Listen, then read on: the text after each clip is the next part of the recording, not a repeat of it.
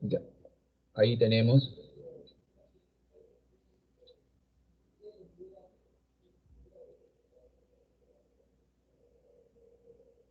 Bueno, vamos a retomar la clase entonces, viendo la teoría de este tema de costos relevantes, ¿no? Dice, a ver, el título en sí se llama Relevancia, costos y proceso de toma de decisiones. Si queremos explicar cada uno de estos términos, podríamos decir que la palabra relevancia significa muy importante, ¿no? Muy importante y que rinde beneficios. Cuando decimos costos, ya es bien conocido, significa en la mayoría de casos un egreso, y ese egreso puede tener retorno, como no puede tener retorno. Cuando tiene retorno, lógicamente se rinde un beneficio, y si no tiene retorno, simplemente se convierte en un gasto. Y cuando hablamos de proceso de toma de decisiones, estamos viendo aquí cuando ante una situación se tiene dos o más alternativas previa evaluación para elegir una de ellas. Casualmente, aquí, basándose en relevancia de costos, queremos decidir por cuál de las alternativas elegimos, tomando como referencia los costos tanto cuantitativos como en sentido cualitativo.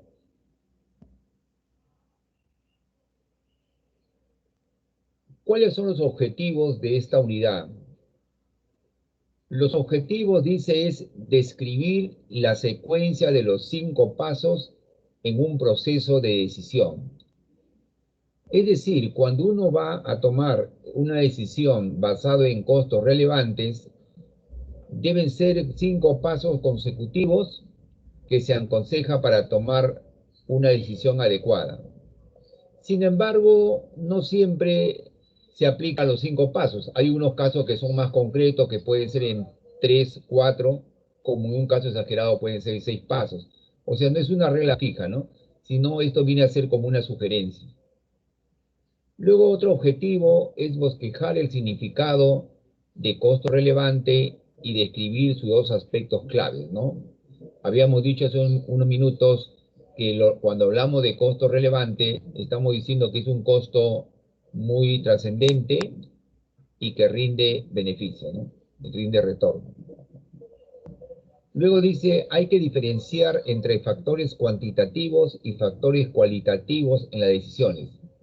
Es decir, no siempre uno toma una decisión porque una de ellas le rinde un mayor beneficio de origen cuantitativo, es decir, no necesariamente siempre un mayor ingreso, una mayor utilidad o quizás una mejora en el ahorro de costos. Si bien es cierto, eso es en la mayoría de casos que se da, pero cuando queremos evaluar otros factores, como por decir ventaja competitiva y ventaja comparativa, allí tiene mucha trascendencia la parte cualitativa, ¿no? Es decir, como por ejemplo, si yo digo, por ejemplo, ventaja por decir competitiva, ahí estoy priorizando yo básicamente lo cuantitativo. ¿Por qué? Porque tengo que ver en qué situación está la competencia, el significado de nuestra calidad de los productos y el servicio que brindamos, ¿no? Todo eso que me significa para mí un desembolso si está bien compensado con los ingresos que voy a tener, ¿no? Pero en esa ventaja competitiva, básicamente la competición en primer lugar está dada en función al precio, en segundo lugar a la calidad y en tercer lugar al servicio.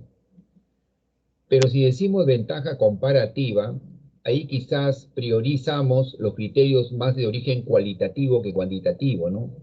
Por ejemplo, un factor cualitativo puede ser la cercanía a los proveedores. De repente, si el producto se exporta, la cercanía al puerto de embarque, o de repente, cualitativamente, puede ser la escala de valores o la cultura organizacional, ¿no? Esos factores de origen cualitativo también en algunos casos pueden marcar la diferencia, ¿no? Luego dice describir el concepto de costo de oportunidad y explicar por qué se utiliza en la toma de decisiones. El término de costo de oportunidad es tan amplio, tan variado, que se puede representar el costo de oportunidad en un sentido cuantitativo y en un sentido cualitativo, ¿no? Si yo lo digo en un sentido cuantitativo, yo diría que yo buscaré, en este caso, minimizar mi costo de oportunidad porque quisiera que el impacto de la inversión que yo voy a hacer tenga el menor costo de capital, el menor costo de inversión, el menor riesgo posible. Pero si yo hablo del costo de oportunidad en un sentido cualitativo, yo podría decir sencillamente qué otra alternativa estoy dejando de tomar en cuenta, ¿no es cierto? ¿Qué oportunidades paralelas yo perdería? O quizás en algunos casos muy particulares, de qué manera yo no estoy atendiendo bien lo que está haciendo la competencia, ¿no? Entonces, el costo de oportunidad puede ser en un sentido cualitativo o cualitativo, ¿no?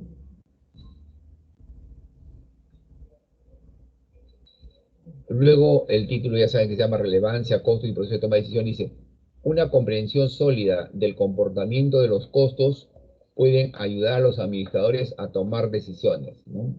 Casualmente, acá prima mucho, como quien dice, la experiencia de la persona que maneja costos, ¿no? Para poder ver en qué medida los costos de origen cuantitativo y cualitativo pueden hacer que uno tome una decisión adecuada para un determinado momento, ¿no? Luego dice, estudiaremos decisiones de aceptar o rechazar una orden especial, sea de fabricar o mandar a fabricar, reemplazar o continuar con el mismo equipo. Es decir, acá la decisión puede estar dada, ¿qué pasa si una empresa tiene un equipo, tiene una maquinaria que ya lo tiene, por ejemplo, produciendo como 6 años, ¿no? Y su tiempo de vida útil es de 10 años, ¿no? Se espera depreciar en 10 años con un valor de rescate de repente del 10%.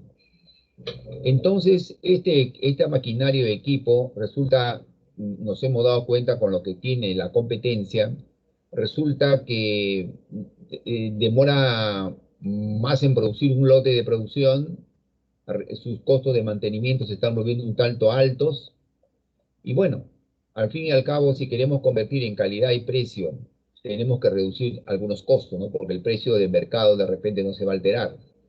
Entonces es posible que de repente se decida por evaluar la posibilidad de ampliar, diríamos, por nuevos equipos, de tal manera que siendo la producción automatizada, podría reducirse los tiempos de producción y mejorar probablemente la calidad del producto. Entonces ahí hay que ver, como se dice, el beneficio-costo de esta toma de decisiones, ¿no? Y para ahí hay que ver qué costos se pueden incrementar, es decir, qué costos al incrementarse me van a generar beneficios o retornos, o sea, relevantes, y qué costos se van a mantener, ¿no? Pero nosotros nos vamos a fijar sobre todo en aquellos costos que son relevantes. Este tema también nos sirve, supongamos, para tomar una decisión desde un punto de vista de costos y financiero, para saber si de repente parte del producto que nosotros vendemos lo podemos hacer, ¿no? Es como, digamos, por ejemplo, para embalar nuestro producto, generalmente utilizamos cajas, por decir, ¿no? Para embalar las cintas masking tape que elaboramos, de repente bolígrafos o qué sé yo, pero nosotros nos dedicamos a fabricar realmente artículos de oficina, ¿no? Bolígrafos, lapiceros, qué sé yo, lo que fuese, ¿no? Papelería. Entonces, estos tipos de productos, generalmente la empresa compra a un proveedor, le compra los empaques, ¿no? Las cajas o los envoltorios, ¿no? Sin embargo, ellos podrían evaluar la posibilidad desde el punto de vista de relevancia de costos, si de repente para no depender de un tercero, de un proveedor tercero, que la empresa se dedique también a fabricar y elaborar esas, sus cajas o sus envases, ¿no es cierto? Entonces, ante esa alternativa, se busca tomar una decisión, ¿no? Es como también de repente una empresa que quizás elabora bebidas gaseosas y vende en envases no retornables, ¿no? De plástico, y resulta que ellos fabrican normalmente o elaboran, ¿no? Normalmente el producto líquido, pero le compra a un tercero, ¿no? Entonces, como ya están trabajando cierto tiempo y para no querer depender de terceros, considera que asimilar la tecnología de elaborar ese envase no debe ser tan complejo, ¿no? Entonces deciden previamente hacer una planificación para indagar en el mercado cuál sería el proceso de producción, qué insumos se requerirían, cómo nosotros de repente podríamos capacitar al personal, ¿no es cierto? Debido a que tiene horas, de repente no está trabajando al 100%, ¿no? O en su caso especial, de repente contratar a otra persona, ¿no? Capacitándolo previamente. Entonces, en algo que de repente resulte no siendo tan tedioso o tan laborioso para no descuidar lo que es normalmente elaborar la gaseosa, podría optarse por fabricar sus propios envases para no depender de terceros, hacer un ahorro de costos general y eso le va a rendir un beneficio. Pero para eso tiene que ver qué costos serán relevantes y qué costos serán irrelevantes. Luego también dice, para tomar esta decisión hay que distinguir partidas relevantes de irrelevantes, tal como hemos adelantado opinión, y analizar los patrones del comportamiento de costos, no forma la base para tomar decisiones, ¿no? Usted sabe que uno después le pone un rango de priorización, ¿no? Si bien es cierto que en algunos casos puede haber ahorro de costos, pero se busca que los ahorros de costos sean significativos, ¿no? Y acá está esa secuencia que nos dice los 5 pasos, ¿no? En este caso dice, el administrador tiene un método o modelo de decisión para decidir entre diferentes cursos de acción. Un modelo de decisión es un método formal para realizar una selección. Como en todo orden de cosas, estando en una etapa de planeamiento, nosotros buscamos recabar data, recabar información, ¿no? Y esa información es real, lo hacemos basado en costos históricos, ¿no? Costos que ya están registrados para ver de una fuente en particular, recoger información de tal manera que después nosotros vamos a evaluar esa información, ¿no? Después ya, una vez que esta información lo hemos filtrado, hacemos un método de proyección. Si estamos proyectando costos, tendríamos que tomar en cuenta los costos estándar, ¿no? Luego de eso, que lo hemos consolidado ya a través de algún presupuesto o algo en particular, hacemos un modelo de decisión, ¿no? Para ver qué pasaría si ocurre esta alternativa o no, o de qué manera el ahorro de costos puede significar que la empresa pueda producir. Ahora, si el ahorro de costos es insignificante, lógicamente preferiríamos emplear ese tiempo para seguir produciendo lo que normalmente produce la empresa y no descuidar, diríamos, la parte de cómo se llama del proceso de producción. Luego dice si es procedente aplicar el modelo de decisión, si es afirmativo, hay que llevar a la práctica, hay que ponerlo en marcha. Y luego de ello, a pesar que ya se está produciendo, hay que hacer una evaluación, o sea, una etapa de control de desempeño para ver si tal como se ha proyectado se ha obtenido, ¿no? De tal manera que la diferencia sea mínima. Entonces, de eso, de alguna manera, es una forma de hacer la secuencia de los 5 pasos que se dice, ¿no? Que no necesariamente siempre se aplica a los 5 pasos y que realmente en este modelo de decisión hay alguna disyuntiva de algo, hay que retroalimentar con nueva data o nueva información que complemente a lo que previamente hemos tomado. Luego, fíjese, aquí hay un ejemplo. A ver, le dejo aquí algunos minutitos y voy a preguntar, a ver, ¿qué decisión toman ustedes respecto a esto? A ver, ¿ya? Yo después le hago un resumen, ¿no? Le voy a hacer un resumen de esto de aquí, pero quisiera que ustedes lo lean. A ver, léanlo, por favor. A ver, unos 3 minutitos, por lo menos, léanlo bien. Después intercambiamos punto de vista, hacemos proyección de costos y luego de eso tomamos una decisión, ¿no es cierto?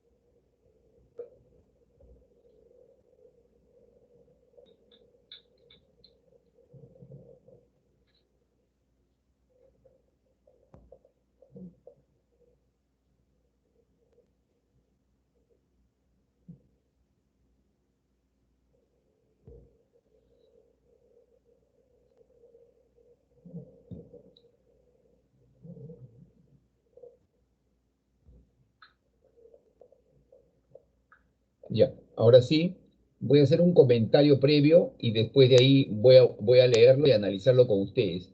Miren, lo que se trata aquí dice que esta empresa productiva llamada Home Appliance es una empresa que generalmente viene haciendo el desplazamiento de los materiales de un lugar a otro en forma manual, ¿no es cierto? Prácticamente casi en forma manual. Sin embargo, se piensa instalar una faja transportadora, una faja ensambladora, ¿no? Automatizada, de tal manera que se va a prescindir de esos 5 trabajadores, ¿no? Porque son 20 trabajadores, 15 que operan la maquinaria y los otros 5 que su trabajo es prácticamente de carácter de manejar materiales, ¿no? Trasladar el material.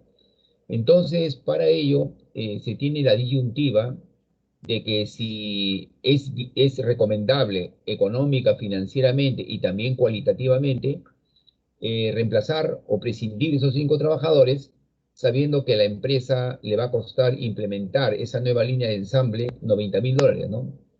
Pero desde el punto de vista de ahorro de costos, tendría que verse de que se va a prescindir de esos 5 trabajadores y cada trabajador labora 2.000 horas al año.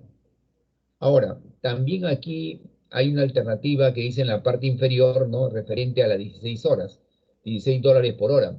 Quiere decir que este trabajador normalmente ganaba $14 la hora, pero haga o no se haga, diríamos, o haga o no se adquiera la nueva línea salvadora, los trabajadores van a considerar $16 la hora. Es decir, no va a marcar la diferencia entre una u otra alternativa, ¿no? Entonces, lo que se quiere saber es si se recomienda instalar la nueva línea de ensamble, ¿no? Para prescindir de los 5 trabajadores, sabiendo que el beneficio-costo para la empresa va a ser bueno, va a ser relevante, va a ser importante.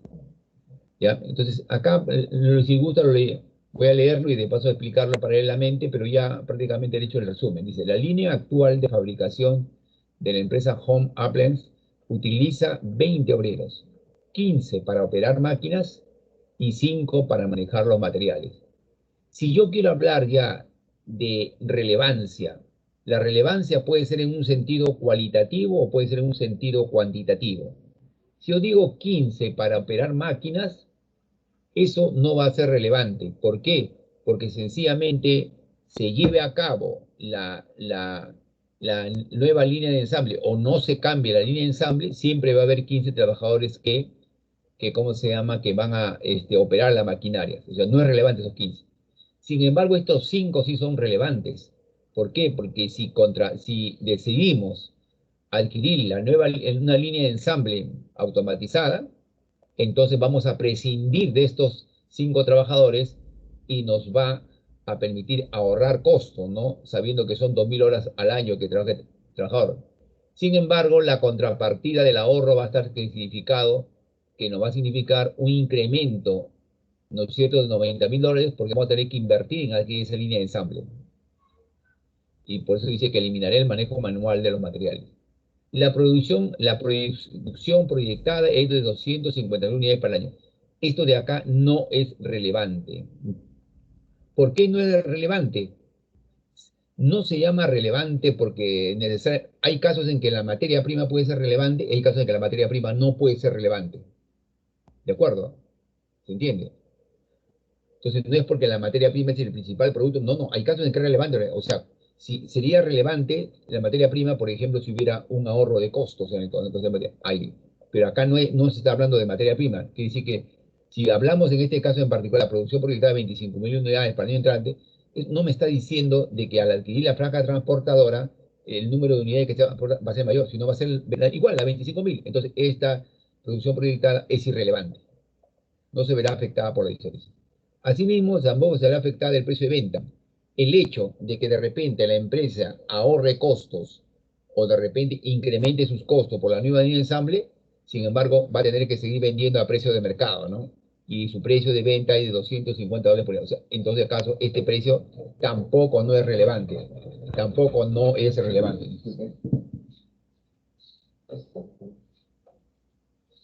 Ya. Ese este valor entonces de $250 tampoco no es relevante, ¿no? Porque para las dos alternativas, a quien no quiera, no va a cambiar el precio. Luego dice, los costos de materiales directos por unidad, $50, tampoco, no va a cambiar, no es relevante, sí va a ser el mismo, ¿no? Otros gastos generales de fabricación por 750.000, tampoco, no van a cambiar, van a ser el mismo. Y los costos de mercadotecnia, de 2000, tampoco no va a ser relevante, ¿no? Porque no va a cambiar, va a ser el mismo, ante las dos alternativas, ¿no? Se instale la línea de ensamble o no se instale. Luego dice, el factor de costo lo constituyen las unidades de producción, ¿no? El costo histórico de la mano de obra de fabricación es de $14 por hora, pero luego de una negociación se acordó un incremento de $16 por hora. Fíjese, ¿por qué digo que no es relevante a pesar que se está cambiando de 14 a 16? Porque imagínese, para el próximo año, porque ha habido una negociación colectiva ya en este año, para el próximo año, según el caso, ¿no? Para este año, es $14, pero ellos a partir de enero del siguiente año, para este caso, ellos todos van a percibir $16. Y ese $16 que está aumentando, no es, esos $2 no es por la máquina transportadora, ¿no? Por la faja transportadora, no. Entonces, a pesar que esté incrementando en $2 por hora por los números de miles de horas al año y número de trabajadores, no es relevante, porque en ambas alternativas se va a dar lo mismo, ¿no? Yo tengo que ver dónde se incrementa el costo y dónde se ahorra el costo, ¿no? Para hacer esa comparación. Y luego dice, se debe reasignar, quiere decir, se debe reasignar, quiere decir que se debe, en otras palabras, esta maquinaria, esta línea de ensamble, se debe adquirir, ¿no? Se debe renovar o continuar con la misma línea de ensamble, tal manera para reducir los costos de la mano de fabricación. ¿Correcto? Entonces, no siempre, obviamente, que cuando uno quiere modernizar algo, no siempre es lo mejor, ¿no? Si yo lo hablo financieramente hablando, no siempre es lo mejor, ¿no? Claro que en la mayoría de casos siempre el cambio de tecnología sea parte del proceso de mejora continua, pero eso no necesariamente me garantiza que la empresa va a obtener mayores beneficios, ¿no? Porque de repente adquiero, como se dice, una gran maquinaria, una gran infraestructura, pero puede estar como un elefante blanco, ¿no? ¿Por qué? Porque me van a demandar altos costos fijos de mantenimiento y no se va a justificar con el mayor ingreso que yo voy a tener, ¿no? Que va a ser mínimo de repente, ¿no? Entonces, la cosa no está tanto por ahí también, ¿no? Hay que ver el beneficio-costo, obviamente, ¿no? Bueno, y de eso se trata, ¿no? Entonces, mírenme, a ver, antes de mirar, ¿no? Porque en la siguiente hoja ya está prácticamente, se va a mostrar, ¿no? Y ustedes van a tomar la decisión, dice. Entonces, mírenme, acá, cada trabajador labora 2.000 horas al año, 2.000 horas al año. Entonces, si yo quiero saber cuánto hay que pagarle a los 15 trabajadores por operar la máquina, ¿cómo vamos a calcular? Vamos a calcular 2.000 horas por 15 por 16. 2.000 horas por 15 y por 16. Es lo que yo en el año siguiente voy a incurrir en costos para pagar al operario de máquinas. Si yo quiero calcular cuánto va a ser el ahorro, ¿no es cierto? Cuánto sería el costo, supongamos, si yo no llego a prescindir de eso, los 5 trabajadores, ¿cuánto me involucran los 5 trabajadores? 5 por 2.000 por 16, ¿cierto? Entonces, eso es lo que yo busco en este caso reducir, comparado con los $90.000, ¿no es cierto? Si yo, no, o sea, 2.000 horas por 5 trabajadores y por 16, me da el costo de mantener esos 5 trabajadores al año. Y lo que yo voy a incurrir en inversión en ese año es de $90.000. Quiero saber si en esa diferencia hay un ahorro o no hay un ahorro de costos particular, ¿no? Y bueno, estas 25.000 unidades, ¿no es cierto? Que esta producción de 25.000 unidades, a su vez, no me dicen nada, se supone que también todos se van a vender, ¿no? Entonces, esta producción es como si fuera también las ventas, ¿no? Proyectadas. Y eso se va a vender a un precio de venta neto de 50 a 250, que para ambas alternativas va a ser igual, ¿no? El costo de material directo por unidad va a ser 50, ¿no? O sea, habría que multiplicar 50 por 25.000. Otro gasto general de fabricación será 750.000, que esto va a ser como una especie de costo fijo. Los costos de mercadotecnia también para ambas alternativas va a ser como si fuese un costo fijo, ¿no? Y bueno, hay que ver si el ahorro de costos justifica adquirir esa faja transportadora o esa maquinaria para poder hacer el traslado de los materiales, ¿no es cierto?, de la mejor manera. Acá dice los pasos, dice, los costos históricos, está viendo la regla de los 5 pasos, ¿no? Dice, disculpe. Los costos históricos de mano de obra fueron de $14 por hora. En el futuro se aplicará un aumento recientemente negociado a los beneficios de los empleados de $2 por hora. Se espera que la reducción de la línea de producción reduzca los costos de manejo de material.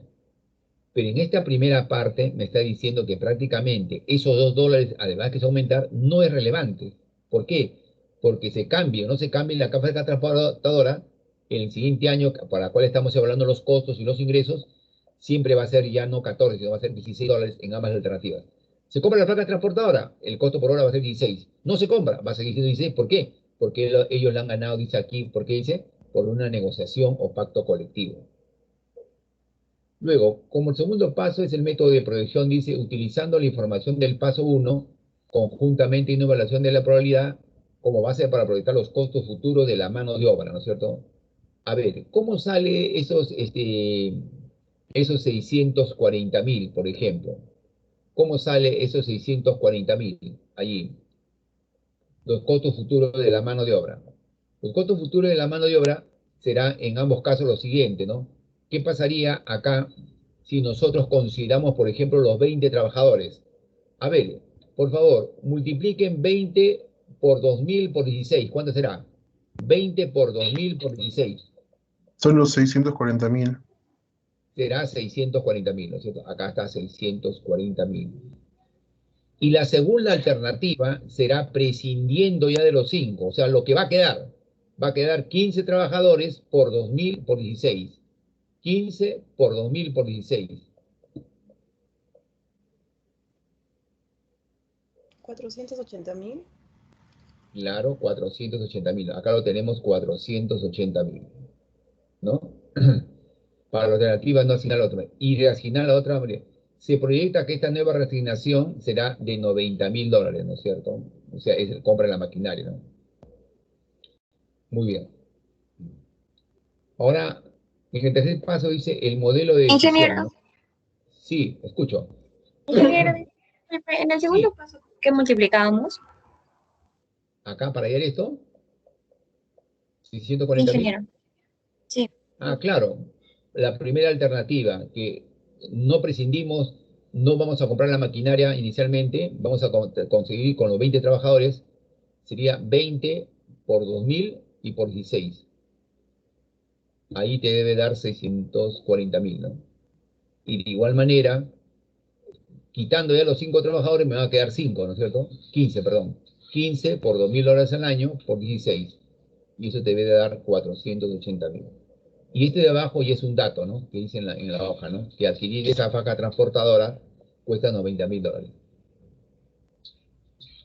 Ahora, en el modelo de decisión dice, los beneficios y costos proyectados en el paso 2 se comparan y están relacionadas con el monto de la inversión requerida, ¿no? Que es lo que hemos hecho, están comparando, junto a otras consideraciones, como los efectos probables sobre el estado de ánimo de los empleados. Claro, también acá nosotros también valoramos mucho el hecho de que, si bien es cierto, la empresa lo ve de un punto de vista económico financiero, pero también de alguna manera tiene que evaluar el estado de ánimo de los empleados, ¿no? Porque para si los trabajadores están trabajando ya 1, 2 o 3 años, por más que digan, pues, se le va a dar sus beneficios sociales nadie le va a negar eso, pero que pierda una fuente de trabajo, lógicamente, pues, rápidamente tendrá un gran costo de oportunidad el trabajador, porque mientras que quiere trabajo va a hacer uso de esos pequeños ahorros que pueda tener, ¿no? Entonces, el estado de ánimo también influye mucho, ¿no? Por eso es que ahora mucho habla en la empresa uno del clima institucional, ¿no? Y el clima institucional está dado, pues, no solamente por las buenas relaciones que debe haber de la autoridad hacia sus colaboradores, sino también por el trato horizontal que se debe dar, también por las oportunidades, ¿no? Y también hacer ver con la debida anticipación por qué se va a hacer estos cambios, ¿no? Para poder prevenir, ¿no? Bueno, luego dice la implantación, el administrador implanta la decisión tomada en el paso 3, ¿no? ¿No? Si se ha optado por la decisión de cambiar, entonces se cambia esa. Y luego en el paso 5, que es una evaluación ya de la toma en práctica o puesta en marcha del paso 4 para ver si realmente ha rendido los beneficios esperados, ¿no? Comparado a lo que nosotros hemos implantado en el paso 4, ¿no? Luego, dice significado de relevancia. Toda decisión trata con el futuro, ¿no? Sea de 20 segundos o de 20 años, dice así, ¿no? Bueno, que lógicamente para llamar la atención, ¿no? Usted va a tomar una decisión, generalmente una decisión se supone pues que te va a demandar algo que tú vas a hacer de repente en forma inmediata, otro que lo vas a hacer en forma inmediata y otro que lo puedes hacer como un proyecto hacia el mediano y largo plazo, ¿no? Entonces, es trascendente, mucho más trascendente, pero sin embargo, en la medida que toda relevancia o toda toma de decisiones se proyecte en el tiempo, el riesgo también aumenta, ¿no? Y crece la incertidumbre y por eso se evalúa el valor del dinero a través del tiempo, ¿no? Ya, y luego dice, una decisión siempre involucra una proyección, ¿no? Claro, evidentemente, ¿no? Que uno, cuando toma una decisión, es lo que está, de alguna manera, esperando que ocurra en el futuro, ¿no? Y en algunos casos, inclusive, hacemos uso de la estadística para ver cuál es la probabilidad de que un hecho ocurra, ¿no? O como también que no ocurra. Luego dice, la función de la toma de decisiones es seleccionar curso de acción para el futuro. Claro, por eso nosotros hablamos de alternativas, ¿no? Para poder elegir cuál de ellas podría ser la más viable o la más factible, ¿no? Generalmente priorizando para la empresa la parte cuantitativa, pero también no dejando de lado la parte cualitativa, ¿no? Porque muchas veces no solamente puedo tomar una decisión, por ejemplo, en base a un BAN o valor actual neto positivo. Si yo veo que ese BAN de repente es ínfimo, mínimo, de repente me estoy dando cuenta que con el factor riesgo eso se puede reducir significativamente, ¿no? Entonces tiene que ser lógicamente una decisión ya un poco más holgada, ¿no? O un margen un poco más holgado. Acá ya me compara lo que es el término de costos relevantes con ingresos irrelevantes, ¿no? Cuando nosotros hablamos de costos relevantes, son aquellos costos esperados que difieren entre cursos alternativos de acción. Si ustedes se dan cuenta, hace un momento decíamos, por ejemplo, la materia prima como tal no era relevante, porque se va a comprar la misma cantidad de materia prima. Pero si me dicen, vamos a comprar una maquinaria que reduce las mermas, reduce los desperdicios en un 5%, entonces ahí sí sería relevante, lógicamente, en este caso la materia prima, porque me va a permitir un ahorro de costos. Pero en este caso no es, simplemente es que el servicio de transporte de la materia prima del almacén a la planta o al taller de producción, que se hacía generalmente manualmente o quizás a través de una carretilla simplemente, o quizás en el caso exagerado, un montacarga, se va a hacer en forma, diríamos, mecánica, ¿no? Transportado en un menor tiempo y con una mayor fluidez. Pues, en cambio, hay veces que, por ejemplo, la mano de obra puede ser relevante, como no. En este caso, por ejemplo, la mano de obra es relevante en el sentido que le va a permitir a la empresa ahorrar 5 trabajadores, ¿no es cierto? ¿No? Va a haber un ahorro de costo, ¿no? Claro, la otra contrapartida está ver si realmente ese ahorro es significativo y también ver la parte cualitativa del clima institucional. Por eso, si son los costos esperados que difieren entre cursos alternativos de acción. Irrelevantes son aquellos ingresos esperados que difieren entre cursos alternativos de acción, ¿no? O sea, para que sea un ingreso relevante, tiene que haber un incremento en el ingreso, ¿no es cierto? O sea, que el beneficio-costo sea mayor. Por ejemplo, en nuestro caso, el ingreso, hay costos relevantes y hay costos irrelevantes en mi toma de decisiones de esta compañía, ¿no? De aquí, la faja transportadora. Pero, sin embargo, no hay ingresos relevantes. ¿Por qué? Porque el precio de $250 por unidad y la cantidad creo que es de 25.000 unidades que se va a vender, eso no cambia, es lo mismo, ¿no? Entonces, en consecuencia, el ingreso en este caso no es relevante. ¿De acuerdo? Entonces, hay que distinguir relevante con irrelevante. Y acá miren, evalúen lo que habíamos estado hablando ahorita. ¿Ven? Este es el caso este es el caso de esto acá, pues, esto de acá, de acá, ¿ya? De la empresa Home. ¿no? Acá lo está resumiendo la toma prácticamente. El ingreso, como decíamos, el ingreso no varía, ¿no es cierto? No varía. Es el mismo. En los materiales directos también no varían, pero ojo, como le digo, ¿no? Yo le cambio de repente en el examen algo. Acá no es relevante, depende, pues acá no es relevante porque ese cambio no involucra nada a la materia prima, ¿no? Simplemente tiene una faja transportadora que el servicio sea más rápido. Y eso va a significar un ahorro de tiempo, un ahorro en la cantidad de trabajadores. Material directo significa 25.000 por 50 y es igual para ambos. En el caso de la mano de obra directa, ¿se acuerdan que hace un momento lo calculamos? Y calculábamos esto de acá, ¿no es cierto? Multiplicando en el caso que se mantengan los 20 trabajadores, 2.000 horas de trabajo cada año y $16, ¿no? Salía acá. Y acá considerando ya que se iba a prescindir de esos 5 trabajadores y prácticamente se vamos a quedar con los 15, ¿no? Que es lo que van a manipular las máquinas. En cuanto a los gastos generales de fabricación, también se mantienen, no es relevante, es el mismo, es el mismo. Ahora, cuando yo digo acá gastos generales de fabricación, yo no puedo decir que todo es costo fijo, por si acaso, ¿ah? No puedo decir que todo es costo fijo, porque acá puede haber costos fijos y pueden haber costos variables, ambos, pero sin embargo, solamente no tiene efecto, no tiene efecto sobre el gasto general de fabricación, ese cambio de la faja transportadora, no tiene ningún efecto. En consecuencia, el gasto general de fabricación no es relevante. Pero no se vaya a confundir de que no es relevante porque es fijo, ¿no es cierto? No, no, no. Puede ser fijo como puede ser variable, o ambos. En el caso de la mercadotecnia, sí podríamos decir categóricamente y generalmente los gastos de mercadotecnia en la mayoría de casos tienden a ser fijos, ¿no? Y tienden a ser fijos, salvo que tengan un impacto, ¿no es cierto?, en marketing, eso de ahí, y ahí sí puede variar, ¿no? En el caso del costo de reasignación, está acá, en el costo de reasignación quiere decir que cuando nos quedamos acá con 15 trabajadores, sin embargo va a haber un costo o una inversión de $90.000 por comprar la maquinaria, ¿no es cierto? Entonces acá estos 4.640.000, como ustedes verán, pues se obtiene restando del ingreso por ventas, todas estas cantidades que están aquí, ¿no es cierto? Todas estas cantidades que están aquí, lo he restado.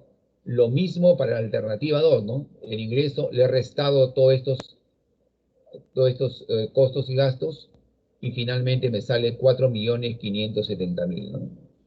Entonces, acá simplemente se está resumiendo lo que es lo relevante, ¿no? Esto de acá lo trasladamos acá y esto de acá lo trasladamos acá, lo relevante. Entonces, acá tenemos básicamente como costo, ¿no es cierto? Como general, ¿no es cierto? 640.000, basado en lo que se refiere a lo relevante de la mano de obra. Y acá tenemos de la mano de obra, más el plus por la faja de trabajo, 90.000, me sale 570.000. Ahora, si ustedes se dan cuenta en ambos casos, tomado en forma total o tomado en forma relevante, o sea, separada, la diferencia es $70.000. Entonces, si ustedes se dan cuenta, acá hay un ahorro de costo, ¿no? De $70.000, el hecho de prescindir de esos 5 trabajadores. Entonces, como hay un ahorro de costo para la empresa, eso resulta siendo un beneficio. Es un beneficio el ahorro de costos. Entonces, como es un beneficio en el ahorro de costos, entonces, ¿qué se sugiere? Se sugiere reasignar la línea de ensamble, o sea, comprar esa nueva línea de ensamble y lamentablemente, pues, prescindir de los 5 trabajadores, ¿cierto? Prescindir de los 5 trabajadores, asumiendo, lógicamente, el costo de origen cualitativo, porque puede quedar, además de los 5 que se van de la empresa, puede quedar un malestar entre los 15 que se quedan, porque ellos también podrían pensar, diríamos, ¿no?, de que más adelante, conforme avance la tecnología, algunos de ellos que ya se sienten identificados con la empresa, ¿no? Ya conocen, ya son parte de la cultura organizacional, de repente ellos pueden sentirse como quien le están sacando de la familia, por decir así, ¿no es cierto? Entonces siempre hay un riesgo, ¿no?, de una toma de decisión de esta naturaleza. Sin embargo, se tiene que tomar la decisión, ¿no? Y como la decisión es distinta, ahora, supongamos que el ahorro hubiese sido, por decir, ¿no?, no mayor, por decir así, ¿no?, de $10.000, de seguro que de repente lo cualitativo entraba a tallar ahí, ¿no? Es decir, caramba, voy a prescindir de estos trabajadores. Si bien es cierto que su trabajo era un trabajo prácticamente no tan técnico, que digamos, pero sin embargo lo puedo capacitar para otras cosas y me puede ser útil. Además ya se identifica con la empresa porque están 3 o 4 años con la empresa, ya conocen el movimiento de la empresa, se le puede reasignar en otra área, qué sé yo. Entonces, eso es bien problema y podemos prescindir y a la larga, como la empresa está en crecimiento, estoy luculando, ¿no? La empresa podría requerir, ¿no? esta mano de obra que potencialmente nos puede resultar beneficiosa, no trascendiendo hacia el mediano plazo. Entonces, sin embargo, acá, como el ahorro de coste de 70.000, entonces es significativo, se sugiere lógicamente reasignar la nueva línea de ensamble, es decir, adquirir la nueva ensamble y prescindir de los 5 trabajadores, ¿no? Y este de acá es el resumen que me dice, ¿no? De los 70.000 de la parte del costo neto relevante.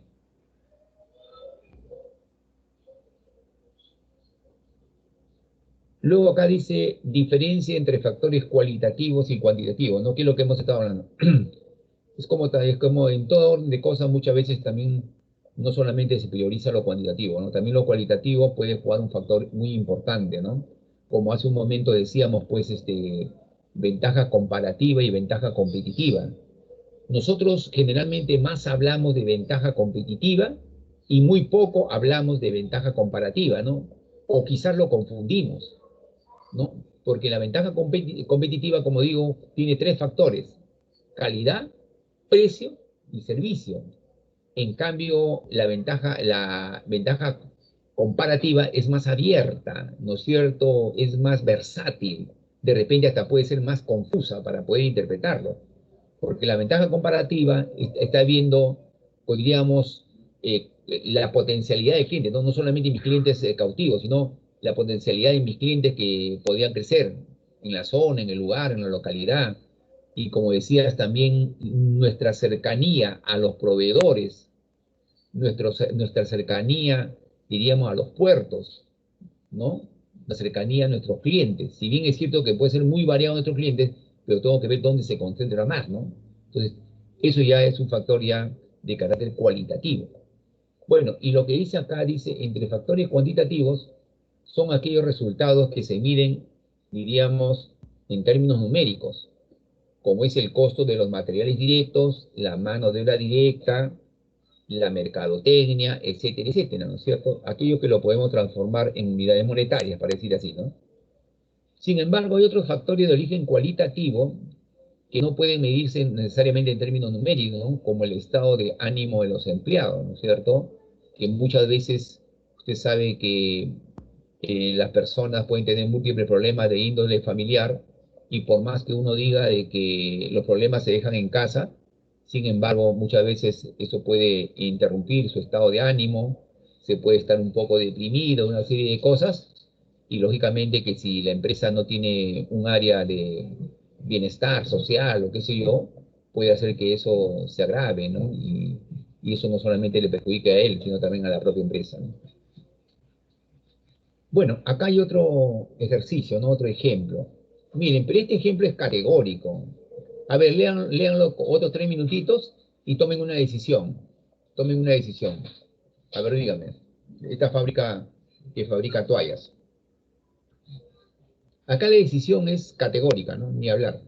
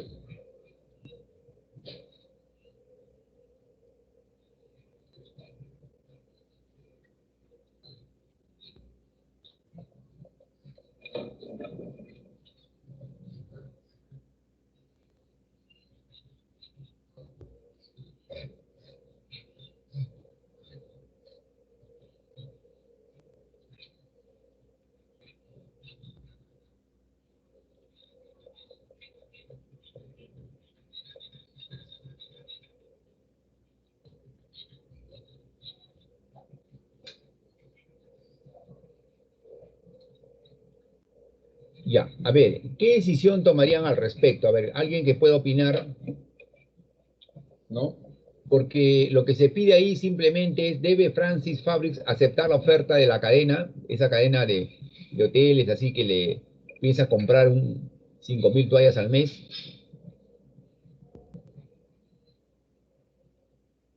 ¿Qué opinan?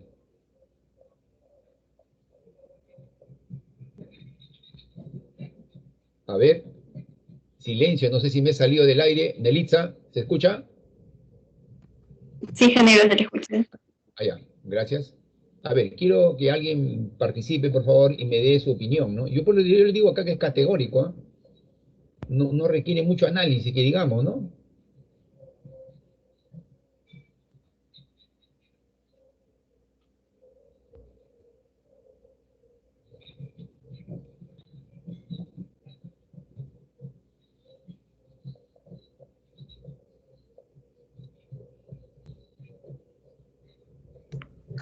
No, no, ingeniero. No debe aceptar. No, no de aceptarlo, claro, ¿no es cierto? Porque si ustedes se dan cuenta acá, mire, ¿a cuánto nos piensa comprar, no? A 11, ¿sí o no? A 11. Claro. Claro, mira, por más, por más que nosotros podemos ahorrar de repente en costos de mercadotecnia, de repente, ¿no? Podemos ahorrar de repente estos $7 de mercado. No vamos a hacer marketing porque ya tenemos un cliente asegurado. 7. De todas maneras, de 11 a 12, ¿no es cierto? Que es el costo, estaríamos perdiendo $1 por unidad, ¿no? $1 por unidad estaríamos perdiendo, ¿no? Correcto. Entonces, eso significaría que la empresa, pues, no va a vender para perder, ni siquiera estar en el nivel del punto de equilibrio, ¿no? Entonces, por eso es que la empresa Francis debe aceptar, no debe aceptar, debe rechazar. Si bien es cierto que la cantidad de toallas que le compra es significativo, bueno, habría que ver eso, ¿no? Quizás habría que analizarlo si siquiera le paga a un nivel mínimo de 13 o 14, ¿no? ¿No? ¿No? Entonces, por ahí. Entonces, de hecho, no conviene que Francis Fabric acepte esa cadena. No es conveniente para la empresa. Y bueno, acá se ve, lógicamente, ya algunos detalles al respecto, ¿no? Y creo yo de que la respuesta que se da es, en este caso, categórica. Decisiones sobre mezcla de productos. ¿A qué nosotros le llamamos mezcla de productos? Mire, ¿qué le puedo decir? Es una jerga de costos, por ejemplo, podemos decir así, ¿no? Pues no sé si me atrevo a decir eso, más o menos en el sentido, uno puede pensar lo siguiente, ¿no? Que cuando hablo de mezcla de productos, tengo dos o más productos, lo voy a mezclar, lo voy a juntar, ¿no? Ese no es el sentido de mezcla. Sino mezcla de productos quiere decir, yo tengo una cartera de productos que yo elaboro, 3, 4 o 5 productos, supongamos, ¿no? En este caso voy a tomar dos nomás. Y resulta que estamos en una época de alta demanda, ¿no? De repente, estacionalmente de alta demanda.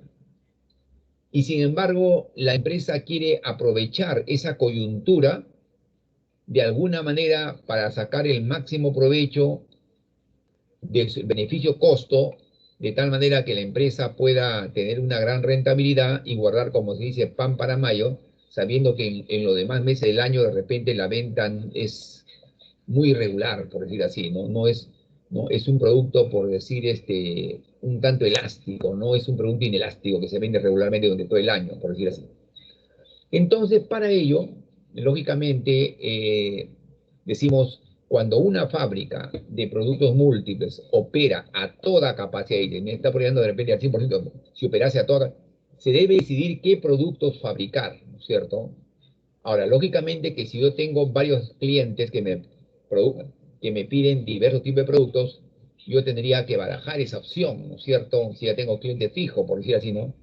Pero si los clientes no necesariamente son no son clientes tan fijos que digamos así, yo tengo que priorizar por época de campaña, de repente a cuál de ellos le doy más prioridad, ¿no? Para poder aprovechar esa coyuntura. Por eso dice, a menudo estas decisiones muchas veces tienen dice, un enfoque a corto plazo. Algunas compañías cambian la mezcla de productos en base a fluctuaciones de corto plazo en el costo de los materiales o en el precio de sus productos terminados, ¿no? Muchas veces pueden optar no tanto por la parte de costos, sino de repente por la parte del precio, ¿no? El análisis del margen de contribución individual de los productos. A ver, ¿quién me dice quién se acuerda por costos cómo se obtiene el margen de contribución? ¿Alguien se acuerda cómo se obtiene el margen de contribución? ¿O qué es el margen de contribución? Dice el margen de contribución individual, ¿no? Porque hay margen de contribución también general, ¿no? Pero el margen de contribución, bueno, unitario. Margen de contribución individual es igual que decir margen de contribución unitario. ¿Alguien se acuerda? Ya, nadie. Cuando hablamos de margen de contribución, es un factor muy importante en costo para tomar una decisión. Por ejemplo, el margen de contribución individual o unitario es la diferencia entre el precio de venta neto menos el costo variable unitario, menos el costo variable unitario. Ahora, si yo no hablara de margen de contribución individual, dijera margen de contribución simplemente, me refieren que es el margen de contribución total. ¿Y cómo lo determino? El ingreso por ventas, ¿no es cierto?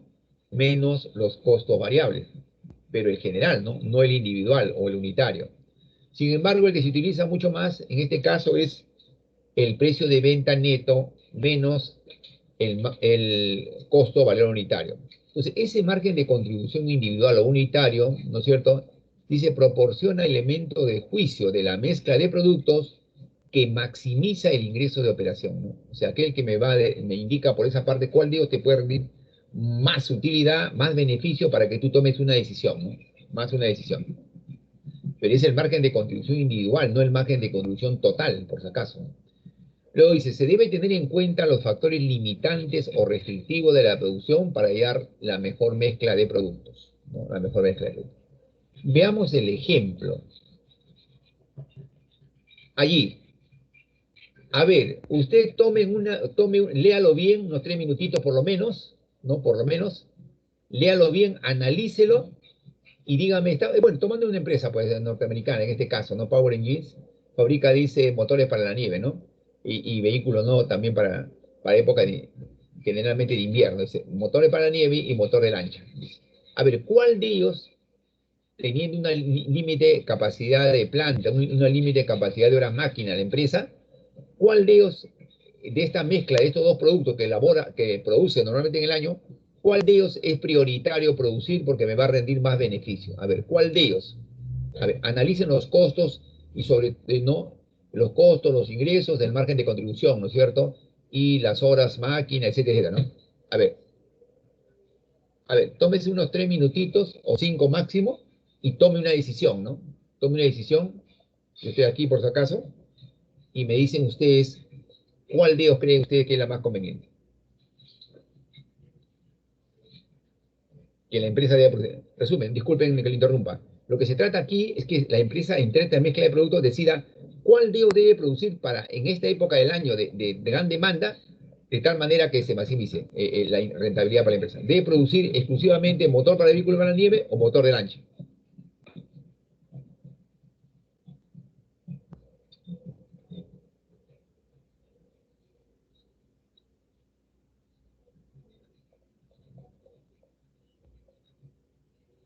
Ingeniero, si es para esta época, es para son los motores de nieve. No me diga la época, sino dígame ¿cómo se llama? Los dos sirven para la época de invierno, ¿no? Los dos sirven para la época de invierno. ¿No? Dígame cuál de ellos, o sea, cuál de ellos conviene, ¿no es cierto? Para la empresa. ¿Cuál de ellos conviene?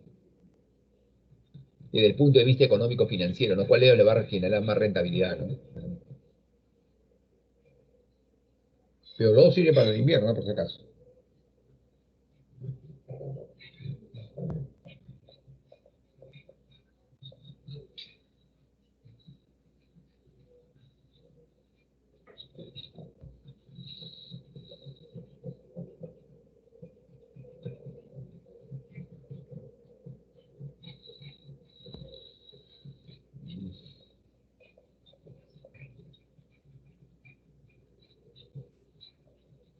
Ingeniero, el motor de lancha.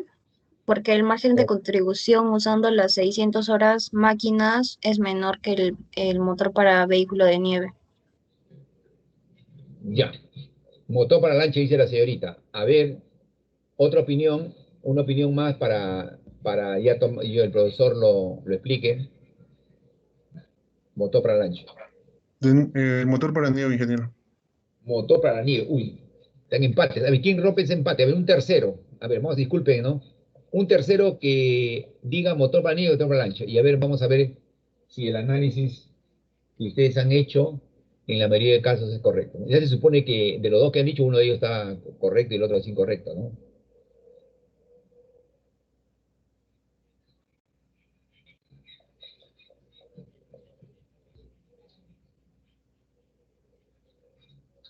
A ver, una tercera opinión.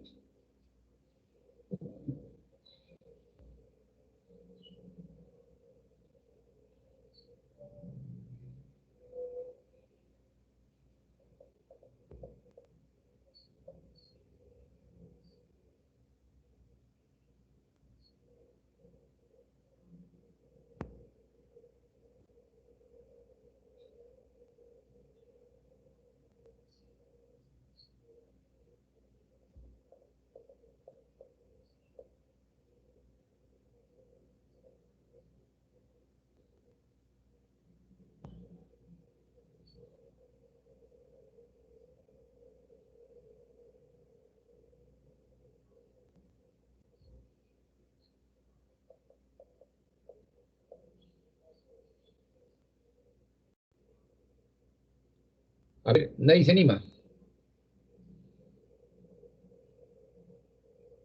Ya, ahora sí, parece que no quieren cometer el riesgo ya. Miren, vamos a ver, el precio de venta de un vehículo es 800, ¿no? El de motor lancha 950. Ya. Los costos unitarios variables, 600 y 700. Margen de contribución unitario, este me deja 200 y este me deja más, ¿no? 250. Ahora, si queremos ahora porcentualizarlo, 200 de 800 es el 25%. Y 250 de 950 es el 26,32%. ¿No es cierto? Así como está, yo me puedo dar cuenta ya hasta acá, yo me puedo dar cuenta hasta acá que financieramente hasta acá el motor de la lancha es más rentable, ¿no? Viendo hasta acá, ¿sí o no? 26,32%, ¿no? Y también por el margen de acá. Continuamos.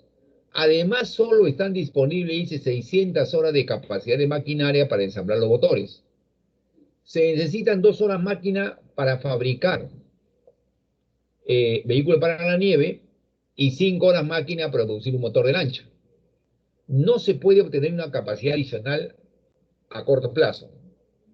Power Engines, o sea, la empresa, vende todos los motores que fabrican. Entonces, miren, este 200 que está acá, motor, es lo que hemos copiado de acá, ¿no? 250. Y esto que hemos obtenido de aquí, ¿no es cierto? Se necesitan 2 horas para fabricar vehículos de la nieve y 5 está acá, ¿no es cierto? Correcto. Ahora, sin embargo, acá se requiere 2 horas y acá se requiere 5 horas. 5 horas. Entonces, yo tengo que calcular ahora el margen de contribución, ¿no es cierto?, por hora máquina. Dividiendo 200 entre 2, me sale 100 el margen de contribución, el margen de ganancia, ¿no es cierto? El margen de ganancia bruta, por decir así, ¿no? De $100 por hora máquina. Y este me da $50, porque son 50 entre 5, 50 por hora máquina. Ahora si multiplicamos, suponiendo que se haga puro vehículo para la nieve, 100 por 600 le da $60.000 de margen de contribución. Y si esto lo multiplicamos, 50 por 600 me va a dar 30.000, ¿no es cierto?, de margen de contribución. Entonces, este de acá, el primero motor vehículo para lancha, me rinde el doble de beneficio que el motor de lancha. En consecuencia, la empresa debe producir en esta temporada, aprovechando esa coyuntura del corto plazo, exclusivamente motor para vehículos de la nieve, porque le resulta siendo mucho más rentable, ¿no? Acá aparentemente era mayor vector para la lancha, pero sin embargo nos vemos acá que el motor vehículo para la nieve resulta siendo más rentable para la empresa, ¿no? Entonces se debe producir motor para vehículo para la nieve en este periodo. ¿Ya ves? Entonces por el margen unitario nos estamos dando cuenta de eso, ¿no es cierto? Y bueno, abastecimiento mediante fuentes externas, acá ya son cosas generales que creo yo que ustedes lo pueden leer tranquilamente. Acá dice abastecimiento mediante fuentes externas. Mire, acá dice Cerrito Company, en Cerrito Company, que es una empresa, ¿no? Los factores financieros predominan en la decisión de hacer o comprar. Cuando decimos hacer es que nosotros vamos a fabricar, ¿no? O compramos a un tercero. ¿Cuáles factores o qué factores financieros son relevantes para la decisión de hacer o comprar? La empresa reporta los siguientes costos para fabricar la pieza número 300, ¿no? Materiales directos, 80.000, ¿no? Si lo dividimos entre 10.000 es 8 cosas por unidad, ¿no? Y de igual manera, ¿no? Mano de obra directa, ¿verdad? Y ustedes pueden calcular así, ¿no? El valor total de todo esto, dividido entre 10.000, le está dando acá cuánto sería el costo por unidad, ¿no? Entonces, correcto. Entonces acá nosotros simplemente es de comparar, ¿no? Otro fabricante dice le oferta la misma pieza a $16 por unidad, ¿no es cierto? Esto de acá es lo que a usted le va a costar fabricar, ¿no es cierto?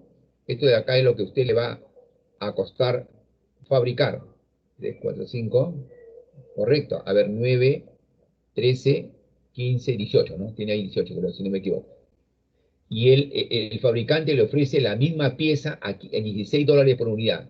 Debe Cerrito Company hacer o comprar la pieza. Y comparan ya a valor general, ¿no? La compra por las 10.000 piezas, ¿no es cierto? Le va a generar un valor, le venden a $16 por unidad, si compra, a 160.000. Si él decide fabricar, sus costos generales van a ser esto de aquí, ¿no? 150.000, y el hecho de comprar va a ser 160.000. Entonces, si usted se da cuenta, el hecho de fabricar solo, ¿no es cierto? Si lo fabrica, va a tener, ¿qué cosa? Va a tener un ahorro de costos de $10.000. De $10.000, ¿no es cierto? Y esto es explicado en forma unitaria. $10.000. Entonces, el ahorro, el hecho de fabricar. Entonces, en resumen, nosotros podemos decir, tomar una decisión desde el punto de vista cuantitativo, que sencillamente de que convendría fabricar que seguir comprando, ¿no es cierto?, esa pieza. Pero si uno quiere verlo de un sentido cualitativo, alguien podría decir y fijarse un costo de oportunidad y dice, ah, ya, para que este ahorro sea significativo, debe ser mínimo el 10% del valor total. Ah, si 160.000 acá y el 10% es 16.000, este 10.000 de esto no cubre las expectativas del costo de oportunidad, ¿no? Pero eso no se fija acá, ¿no? Sí, estamos especulando, ¿no? Entonces, sencillamente, tal como está acá, lógicamente que fabricar significaría un ahorro de costo, ¿no? Y bueno, ya acá también es un poco de teoría, ya no, el análisis de margen de contribución no siempre es sinónimo de análisis de costos relevantes. El análisis de costos relevantes es una decisión específica, etcétera, etcétera, ¿no? Yo creo que acá ya explica que ustedes, creo yo, que lo pueden leer tranquilamente, ¿no? Y para todo entra lo que se llama el costo de oportunidad, ¿no? Y como decíamos hace un momento, el costo de oportunidad no solamente es de origen cuantitativo, ¿no? Que muchas veces lo vemos en costos, en finanzas, en proyectos, ¿no? Como aquel costo que me dice de qué cosa voy a prescindir yo para producir o para implementar algo, para llevar a la práctica un proyecto, ¿no? ¿A qué riesgo me estoy sometiendo? Entonces, el costo de oportunidad me lo cuento. El costo de oportunidad en un sentido cualitativo podría decir también el hecho que yo que dejo de atender, ¿no? Entonces, hay una contraposición, lógicamente, de intereses. Entonces, la persona que toma las decisiones debe poder elaborar una lista de alternativas y calcular los resultados esperados de cada una de las mismas. El costo de oportunidad es la contribución máxima disponible al ingreso, al que se renuncia, ¿ya ves? O rechaza al no usar un recurso limitado. La idea del costo de oportunidad surge porque no selecciona algunas alternativas. Lógicamente que si yo no tuviera dos alternativas, lógicamente no tendría costo de oportunidad, pues. porque simplemente estoy tomando simplemente el hecho que no hay con qué compararlo, ¿no? Entonces, ahí no habría costo de oportunidad. Lo dice, esta persona discrimina entre alternativas, desecha las menos atractivas y se concentrará en un número limitado de opciones, ¿no? O sea, se prioriza. Y acá, lógicamente, ya me hace un análisis de eso, de lo que hemos visto hace un momento, ¿no es cierto? Esto de la misma compañía, ¿no? De Cerrito Company, ¿no? Que ustedes lo pueden observar o analizar ahí con tranquilidad. Miren, solamente para poder, de todas maneras, quedarnos de acuerdo con ustedes, ¿no? Ustedes saben que el trabajo, ustedes tienen que presentarlo. ¿En qué fecha lo presentan el trabajo? ¿Te acuerdas de Elitza? A ver, A fechas sin pedir, ingeniero. Exactamente no recuerdo el día. ya, ya saben que de todas maneras el trabajo se tiene que presentar, si no me equivoco, el lunes 3 de mayo, ¿no es cierto? El lunes 3 de mayo, ¿no es cierto? Y casualmente la parte de costos relevantes, allí es, ¿cómo se llama? Es muy trascendental, ¿no es cierto? Y en el control de lectura que yo le estoy dando a ustedes, también casualmente habla sobre relevancia de costo, ¿no? Costo relevante. La lectura que le he dado del libro, para que ustedes lean ese capítulo nada más, el libro de Hori, y que eso tiene que ver a su vez, ¿cómo se llama? Con la teoría que desarrollamos en el curso, ¿no? O sea, en el curso nosotros, la teoría que hacemos, más ¿cómo se llama? Más la lectura que le está dando el libro, es lo que va a venir el control de lectura, ¿no? O sea un 50-50%, por decir aproximadamente, ¿no? Y de las cosas más resaltantes, pues yo no le voy a preguntar cosas tan rebuscadas, por decir así, ¿no? ¿No? Por decir así, ¿no? Y claro, de hecho, tendría que tener mucha suerte que de repente yo le pregunte, ¿y qué es un costo relevante, no? ¿No? Podría ser, pero lo veo un poco probable, ¿no? De repente le doy 3 alternativas y dígame usted cuál de ellos existe más relevancia de costo, ¿no? O cuál de ellos el costo de oportunidad probablemente sea más alto, ¿no? ¿No? Correcto. O cuando no existe costos relevantes, ¿no? Habíamos dicho un momento, si usted tiene solamente una alternativa única y no tiene otra salida, ahí no habrá costo relevante, ¿no? Correcto. Si la depreciación, por más que sea un costo fijo, aumenta, sí será un costo relevante. Sí será relevante, ¿no? Si la depreciación aumenta. Normalmente la depreciación en línea recta tiende a ser un costo fijo, obviamente, ¿no? Pero sin embargo, sí, ¿qué pasa si la empresa renueva su maquinaria y la depreciación se incrementa? Va a seguir siendo un costo fijo, pero se va a incrementar paralelamente al eje X. Entonces, en ese caso sí sería relevante, ¿no? De igual manera como la mano de obra. Si hay un ahorro de costos en la mano de obra, será relevante. O también, si incrementa el costo de la mano, también el relevante no solamente es por ahorro, el relevante también es porque es un aumento. Lo que pasa es que ese aumento tiene que estar compensado, lógicamente, con un mayor ingreso. Bueno, no sé si hubiese alguna pregunta al respecto.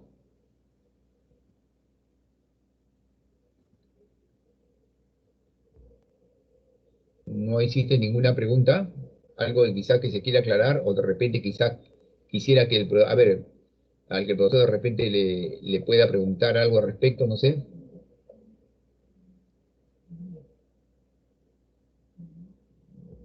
A ver, una pregunta final para terminar nada más la clase. Dígame, ¿el costo de oportunidad se busca maximizar o se busca minimizar?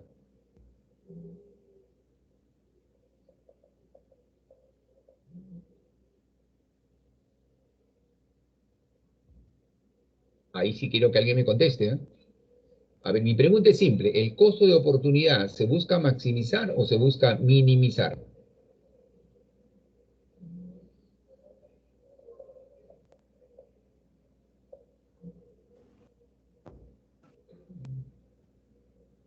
¿Nadie se anima a responder?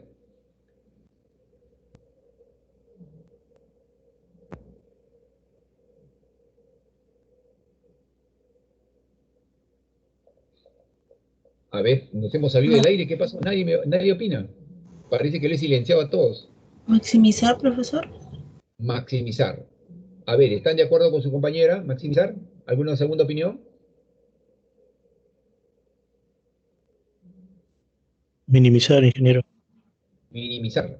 Ya, hay dos puntos de vista diferentes, ¿no? Ya, el costo de oportunidad se busca minimizar. Se busca minimizar. Y al minimizar estoy aprovechando las oportunidades que se me presentan.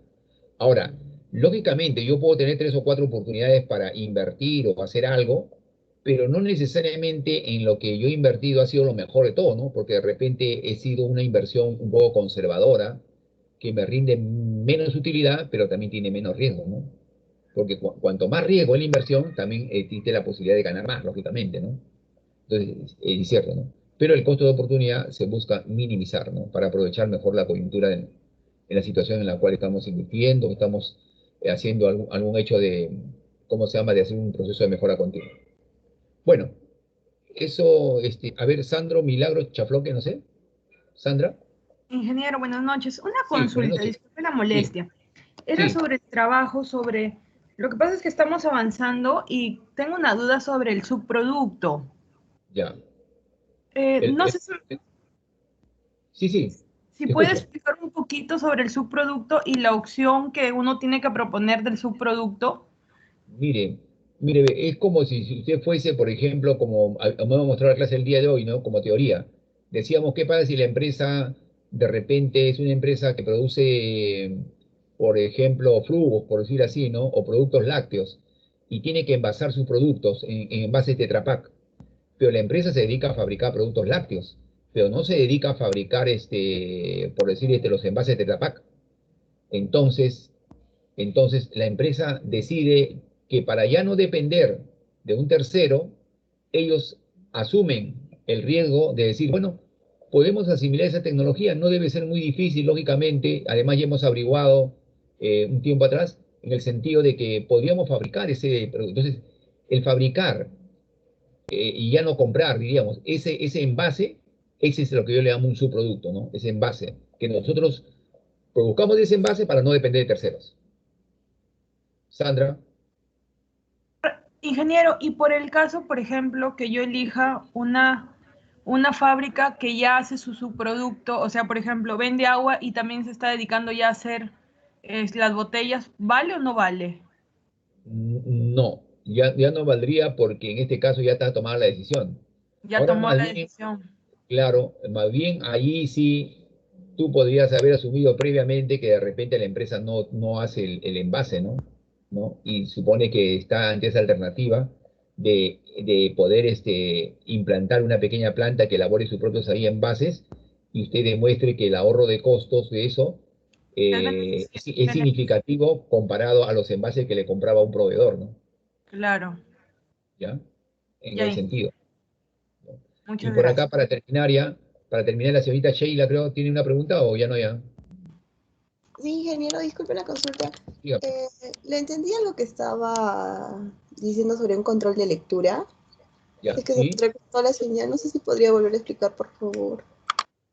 Ah, hay un control de lectura que tiene que ver con el tema de costos relevantes, una lectura, una unidad del libro de Howling, ¿no es cierto? Del libro de Howling, que yo le mandé a ustedes a través de la delegada, ahí existe una programación, ¿no es cierto? Además, en el Teams usted tiene ahí las fechas relevantes, pero el tema que se va a dar está a través de una hoja. ¿Eso lo hiciste al alcance, disculpa, Anelisa? No, todavía no, ingeniero. Ah, ya, no, sí, sí, hay una hoja que le va a alcanzar ellas en la cual dice exactamente, ¿no es cierto?, el contenido. Tiene que eso urgente, ¿cómo se llama, Nelitza, por favor? Y de tal manera de que yo voy a tomar, diríamos, preguntas referente a la clase que hago ahora, ¿no? La teoría, y otros sobre esa lectura, ¿no es cierto? O sea, un 50-50%, por decir así, ¿no? Y eso de ahí, la lectura es un capítulo del libro de Howling, y ese libro tú lo tienes ahí en archivos del Teams, ahí está, ¿no? Inclusive he dicho ahí la página, de qué página a qué página, ¿ya? Es cuestión que averigües y la delegada lo va a publicar seguramente, me dice ahora, ¿no? Sheila, Sí, ingeniero, gracias. ya. Muy bien, ahora sí, me despido, nos estamos viendo entonces en la próxima clase para poder hacer ya el caso número 3, ¿no? El día sábado esta vez, ¿no? Muy buenas noches.